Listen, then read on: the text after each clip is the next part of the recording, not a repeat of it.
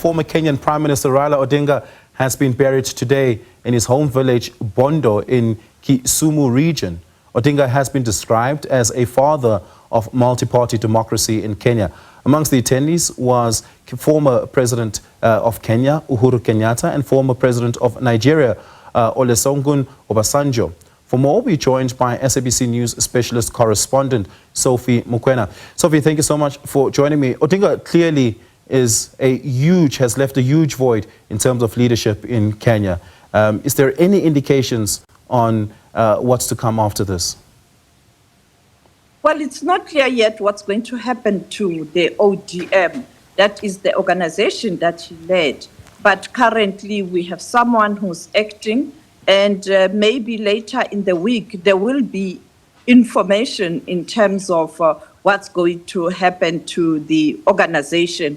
But earlier on, I saw the daughter of the late former Prime Minister Raila Odinga talking about her being available to step in, and should President William Ruto invite him to do so. And many people were saying that this is an indication that she is going to avail herself for leadership position in the party, even though it might not be necessarily the leader of the organization, but stepping in to close that gap from the late former Prime Minister Raila Odinga.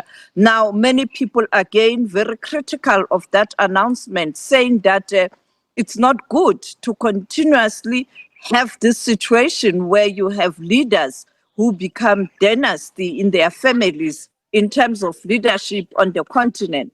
As you know, that Raila Odinga's father was a strong politician in Kenya, and Raila stepped in after his father passed on, and he built a strong following.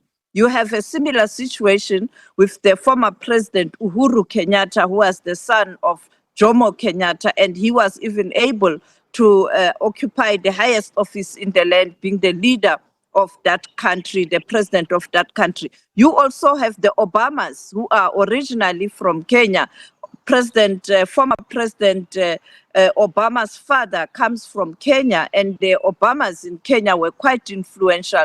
And we saw Barack Obama emerging as a leader because he was born in America, becoming the president of the United States of America. So this thing in Kenya of almost like three dynasties, there's these three families, it's becoming a norm, and that announcement at a funeral didn't sit well with others, while others supported or perhaps appreciated Raila Odinga's daughter announcing that.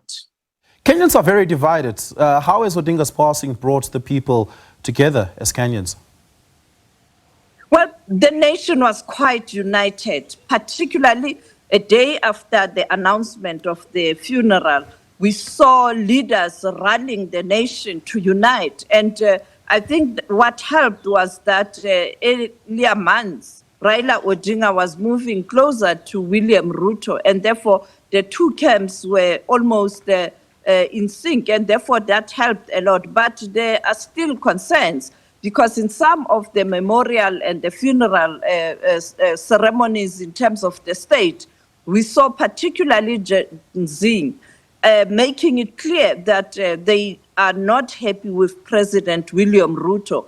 And that played itself even today when the wife of the late former Prime Minister was acknowledging Kenyans who played a role in supporting the family. When the name of the president, the current president, William Ruto, was mentioned, there was dead silence. But when the name of the former president, Uhuru Kenyatta, was mentioned, there was strong applause. The same happened on Friday when he took to the podium, Uhuru Kenyatta. And therefore that division, you can see it, but the leaders were able to manage it. And I think even the Kenyans themselves try to respect Raila Odinga, because truth be told, he was now working with William Ruto, and that was the concern from some of the party members, and particularly the young people who experience a wrath of the security cluster in that country during those protests that we saw last year. Some were abducted and later killed. And the youth were not happy that the former prime minister didn't speak with a strong voice, but later he did condemn those abductions, but it was too little too late. What was the message by Kenyan President William Ruto, as we know that he has been struggling to reunite the nation since the Gen Z protests? And of course, Odinga provided a great deal of insights into those protests across 2024. He again called the nation to unite, but I think for me what was important was his statement acknowledging that the former Prime Minister Raila Odinga, in his twilight days, he was able to assist him to be in control of government and leadership in that country.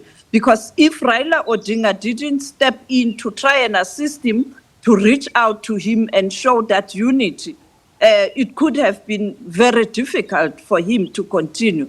But acknowledging, we saw him when he visited the home, he communicated the same message on Friday during the state funeral. It was the same message.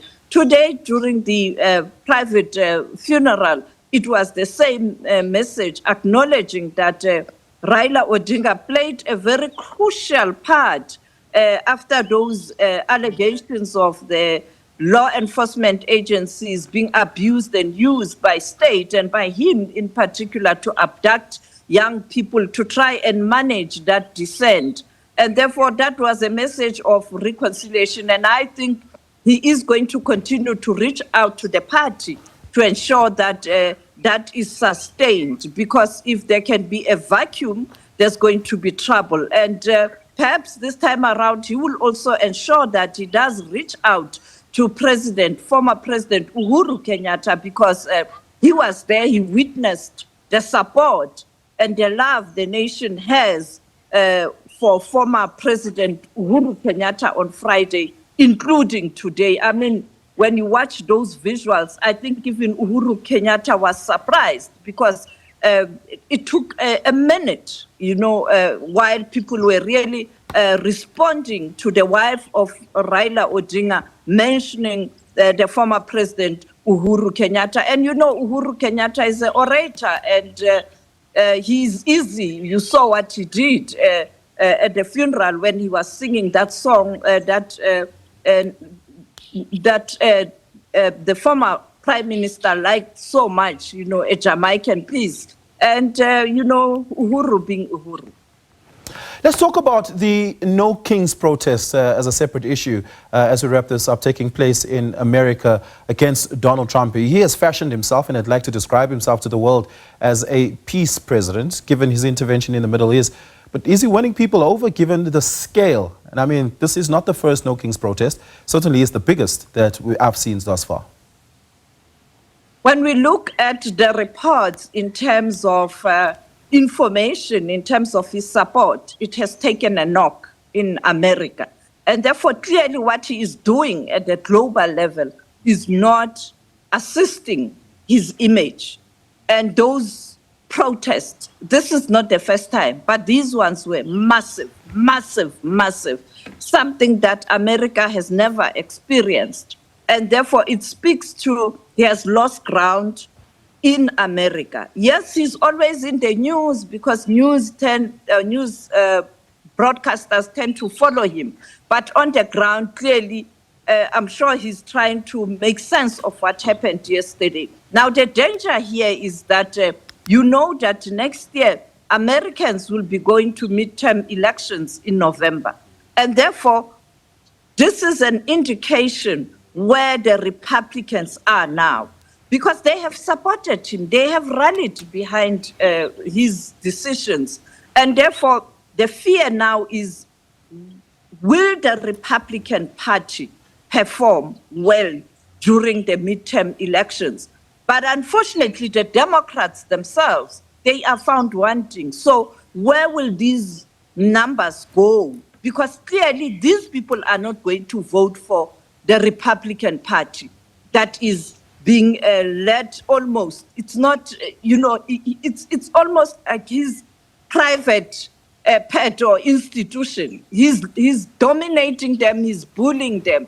And therefore, we expect Americans to send a clear message during the midterm elections. But what's going to happen? Are we going to see the numbers of the Republican Party in the Senate and also in the Congress being reduced?